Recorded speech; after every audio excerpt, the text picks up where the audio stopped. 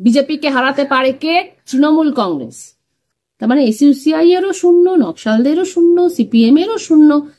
তিনটে শূন্য যোগ করলে শূন্যই হবে। দল থেকে অনেকে বেরিয়ে যাবে যে না সিপিএম তৃণমূলের সাথে সেটিং হয়ে গেছে, সিপিএম চটিচাটা হয়ে গেছে, দলের লোকেরাই বলবে। তাহলে প্রত্যেকটা আসনে ওদের ঘোষণা করতে হবে আমরা তৃণমূলকে সাপোর্ট করি। দলের মধ্যে এই কথাটা তাদের এবার জোর দিয়ে বলতে হবে যে না, এবার আগামী ভোটে আমরা বিজেপিকেই হারাতে চাই। এই মন্থনটা যদি ওদের হয়, ওই সমুদ্র মন্থনের মধ্য দিয়ে অমৃতও বেরোবে, বিষও বেরোবে। বর্ণালীদি, কিছুদিন আগে দুদিন আগেই আমরা দেখেছিলাম চাঁদ, লাল রঙের চাঁদ আমরা দেখেছিলাম। তখন থেকেই সাধারণ মানুষ সামাজিক মাধ্যম জুড়ে একটা কথা বারংবার বলছে যে মহাশূন্যে আসলে লালের উপস্থিতি আমরা দেখতে পাচ্ছি। নির্বাচন আসছে, 2026-এর নির্বাচন, সেখানে সিপিএম বা বামফ্রন্ট বা সামগ্রিকভাবে বামেরা কতটা সাফল্য পেতে পারে বা তাদের প্রাসঙ্গিকতা কতটা ফিরিয়ে আনতে পারে বলে আপনি মনে করছেন? দেখো, প্রথম কথা সেটা হচ্ছে যে কোনো রাজনৈতিক দল তারা শূন্য পেয়েছে বলে তাদের নিয়ে ব্যঙ্গ বিদ্রুপ করা আমি করি না।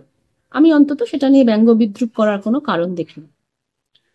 গণতান্ত্রিক প্রক্রিয়ায় ভোট ব্যবস্থায় একটা দল জিতবে, একটা দল হারবে, আবার পরবর্তীতে তারা উঠেও আসতে পারে, আবার ধ্বংস হয়ে যেতে পারে।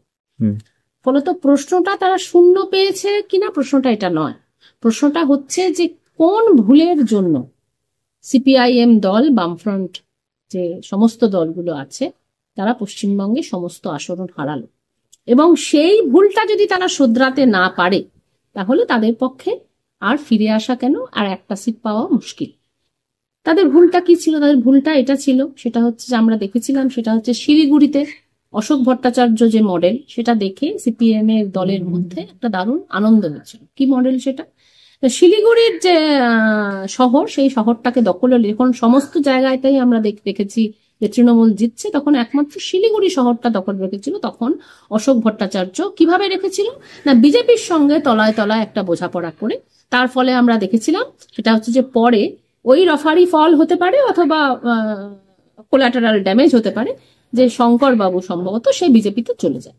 তো এই যে মডেল, এটা নিয়ে সিপিএম এর মধ্যে দারুণ একটা আধেকলা ভাব, আমরা যেটাকে বলি, একটা দারুণ আহ্লাদ তৈরি হয়েছিল যে এই মডেলটা যদি আমরা করি তাহলে পশ্চিমবঙ্গে আমরা বিভিন্ন জায়গায় ক্ষমতায় থাকতে পারবো।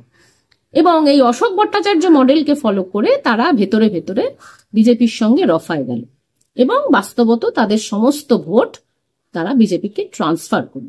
এবার সিপিএম এর অনেকে বলে যে ট্রান্সফার কি করা যায়, আমাদের সব কর্মীরা কি বিজেপিতে গিয়ে ভোট দিয়েছে? তা নয়, ওদের সক্রিয় কর্মীরা হয়তো একটা অংশ সিপিএম এই ভোটটা দিয়েছে, কিন্তু তাদের বাড়ির সমস্ত ভোট, তাদের সমস্ত সমর্থক তারা গিয়ে যখন এটা প্রচার করে যে তৃণমূলও যা বিজেপিও তাই, তাহলে এখন তৃণমূলকে দিলেও সেটা খারাপ, বিজেপিকে দিলেও সেটা খারাপ, সমান খারাপ।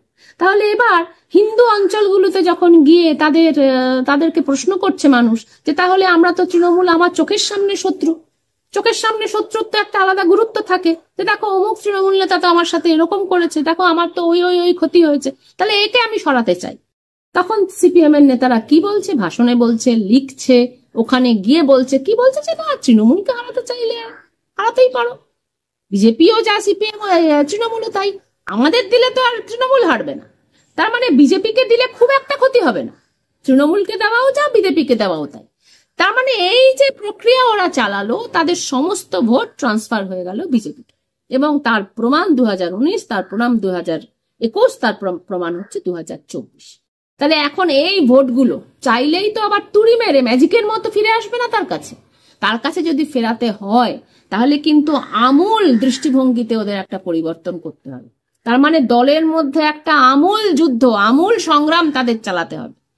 দলের মধ্যে এই কথাটা তাদের এবার জোর দিয়ে বলতে হবে যে না, এবার আগামী ভোটে আমরা বিজেপিকেই হারাতে চাই। ইন্ডিয়া জোট নিয়ে তারা যে কথাটা বলছে, পশ্চিমবঙ্গেও তাদের বলতে হবে যে আগামী ভোটে 42টা আসনে, পশ্চিমবঙ্গের বিধানসভা আসনে, পশ্চিমবঙ্গের লোকসভা আসনে আমরা বিজেপিকেই হারাতে চাই। কোনো দ্বিধা দ্বন্দ্ব রেখে নয়। বিজেপিকে হারাতে পারে কে? তৃণমূল কংগ্রেস। সিপিএম কে এটা ঘোষণা করতে হবে। দলের মধ্যে 1 বছর আছে, কয়েক মাস আছে, লোকসভার আগে এখনো যথেষ্ট সময় আছে, বিধানসভার আগেও তোমার কাছে এখনো কয়েক মাস আছে।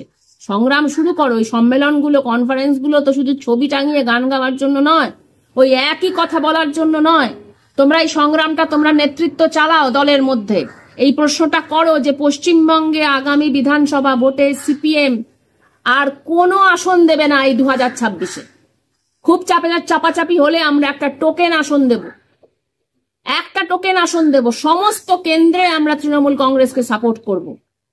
এই ঘোষণা যদি সিপিএম করতে পারে 2026-এর আগে, তাহলে অবশ্যই তাদের দলের মধ্যে মন্থন হবে। সূর্যকান্ত মিশ্র যেটা বলেছিলেন যে যারা মনে করে রামও যা তৃণমূল তাই, যারা মনে করে তারা দল থেকে বেরিয়ে যাও, বাস্তবত ঘোষণা দিয়ে তো কেউ বেরোবে না। তার মানে এই মন্থনটা যদি ওদের হয়, ওই সমুদ্র মন্থনের মধ্য দিয়ে অমৃতও বেরোবে, বিষও বেরোবে। বিষটা আগে বেরোবে, দল থেকে অনেকে বেরিয়ে যাবে যে না সিপিএম তৃণমূলের সাথে সেটিং হয়ে গেছে, সিপিএম চটিচাটা হয়ে গেছে, দলের লোকেরাই বলবে। শেষ পর্যন্ত যখন অমৃতটা বেরোবে, ওই অমৃতটা যদি বার করতে পারে তারা 2026 ইলেকশনে, বামফ্রন্ট যদি ঘোষণা করতে পারে যে বিজেপিকে হারানোর জন্য পশ্চিমবঙ্গ, বিহারে যদি এই রেজাল্টটা খারাপ হয়, বিহারে যদি সত্যি রেজাল্টটা খারাপ হয় গণতন্ত্রের জন্য, তাহলে তো পশ্চিমবঙ্গকে বাঁচানো সিপিএম এর প্রথম লক্ষ্য হবে। তাহলে প্রত্যেকটা আসনে ওদের ঘোষণা করতে হবে আমরা তৃণমূলকে সাপোর্ট করছি, টোকেন কোথাও আমরা একটা দিলাম। এইটা যদি করতে পারে, বিষ বেরোবে সমুদ্র মন্থনের মধ্য দিয়ে, সমস্ত বাজে এলিমেন্ট গুলো বেরিয়ে যাবে।